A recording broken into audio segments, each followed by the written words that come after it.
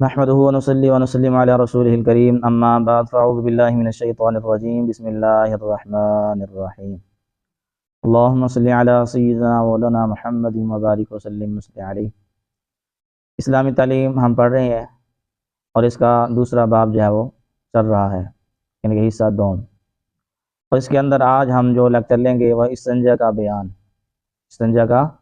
بیان، استنجا کسے کہتے ہیں، استنجا کرنے کا طریقہ کیا ہے،